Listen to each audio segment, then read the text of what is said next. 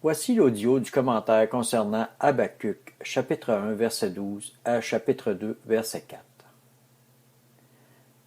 N'es-tu pas de toute éternité éternel, mon Dieu, mon Saint? Nous ne mourrons pas. Ô Éternel, tu as établi ce peuple pour exercer tes jugements. Ô mon rocher, tu l'as suscité pour infliger tes châtiments. Tes yeux sont trop purs pour voir le mal, et tu ne peux pas regarder l'iniquité. Pourquoi regarderais-tu les perfides, et te tairais-tu, quand le méchant dévore celui qui est plus juste que lui? Traiteras-tu l'homme comme les poissons de la mer, comme le reptile qui n'a point de maître? Il les fait tous monter avec l'hameçon, il les attire dans son filet, il les assemble dans sa nasse. Ainsi est-il dans la joie et dans l'allégresse. C'est pourquoi il sacrifie à son filet, il offre de l'encens à sa nasse, car par eux sa portion est grasse et sa nourriture succulente.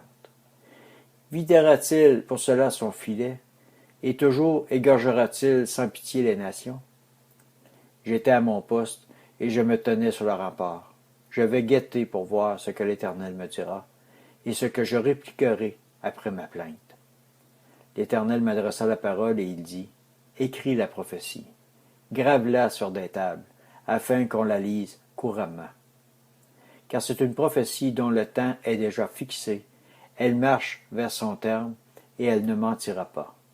Si elle tarde, attends-la, car elle s'accomplira certainement. Voici que son âme est enflée, elle n'est pas droite en lui, mais le juste vivra par sa foi. Commentaire. Habacuc, homme de foi dans un monde corrompu, chercheur de la face de l'Éternel dans un monde où l'orgueil est à l'honneur. Sa demande au Seigneur se lit comme suit. Pourquoi le méchant prospère-t-il? Et la réponse de l'Éternel est que le juste vivra par sa foi.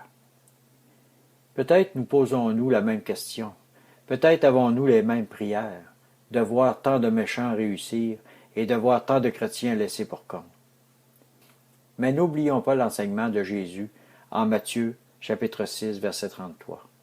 Cherchez premièrement son royaume et sa justice, et tout vous sera donné par-dessus. Combien se préoccupent premièrement du royaume avant leur intérêt personnel? Combien mettent Christ en premier dans leur vie? Car n'oublions pas que celui qui confesse Christ devant les hommes, Jésus-Christ le confesse devant le Père. Mais celui qui le renie ou ne le confesse pas, Jésus fait de même devant notre Père. Nous voyons ça dans Matthieu, chapitre 10, les versets 32 et 33. Alors, comment prospérer en ce monde en ne mettant pas Christ en premier dans sa vie? Comment prospérer en se disant chrétien et en omettant de confesser Christ devant les hommes? Comment recevoir les promesses contenues dans la parole si le grand pasteur n'est pas le berger de notre vie? Comment obtenir la guérison sans une foi active? Hébreux, chapitre 11, et versets 1 à 3.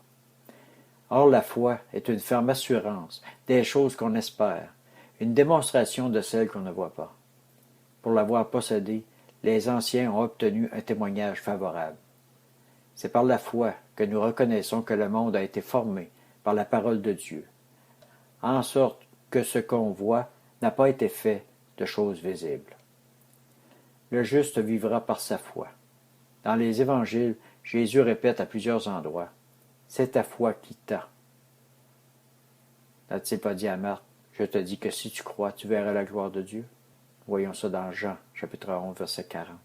Soyons des croyants imprégnés de foi, de cette foi qui déplace les montagnes de la vie, les embûches qui sont dans notre sentier, et crions, « Je crois, Seigneur. » Montons nous aussi sur les remparts, tenons-nous sur la brèche et prions, intercédons, acclamons notre roi. Alléluia. Que le Dieu de grâce vous bénisse.